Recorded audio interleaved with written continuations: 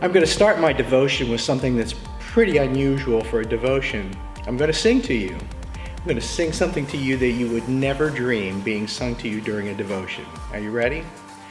A, B, C, D, E, F, G, H, I, J, K, L, M, N, O, P, Q, R, S, T, U, V, W, X, Y, and Z. Now I've said my ABCs, tell me what you think of me. Why in the world would anybody start a devotion having to do with Maundy Thursday with the alphabet song? Well, I'll get back to that in a second. Let me set the stage for you here.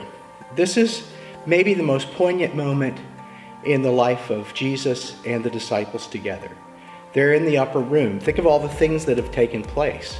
The Last Supper has taken place. The disciples' feet have been washed. Jesus has predicted just terrible things that have happened for Judas, his treasurer, and for Peter, who he later says is the rock on which he'll build his church.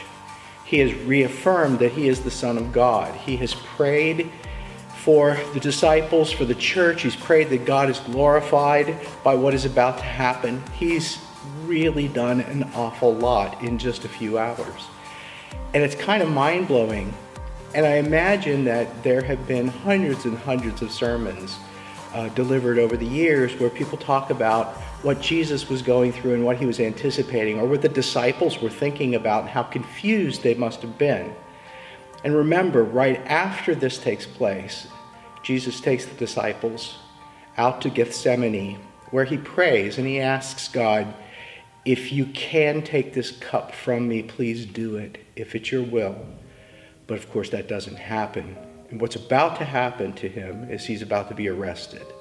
And he's about to go through the humiliation and the torture that we know as Good Friday. But let me go back. Why did I sing the alphabet song? Well, most of us know that song, and if you're anything like me, you can't even alphabetize things in a file cabinet if you don't sing that song. It's how I remember the alphabet. And it's very basic to us. We learn things through songs.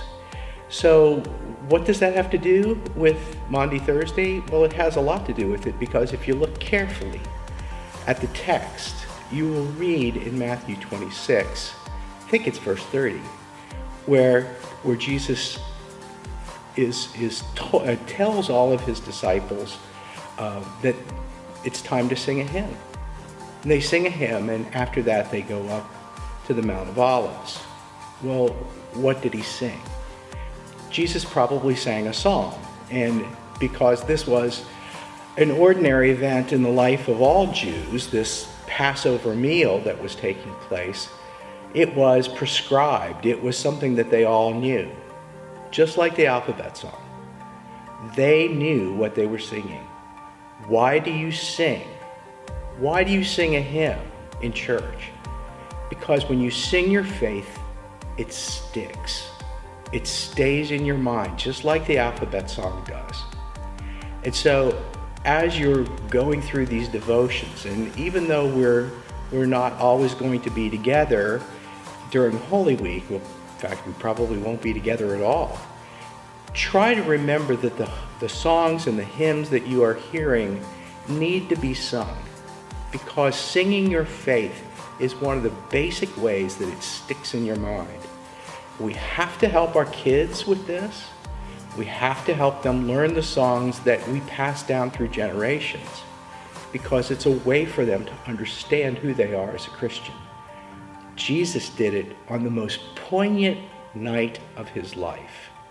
It really is important. And I pray that when you listen to the music and you take note of the hymns during this Holy Week experience, that you actually pay attention to the words and sing them with us.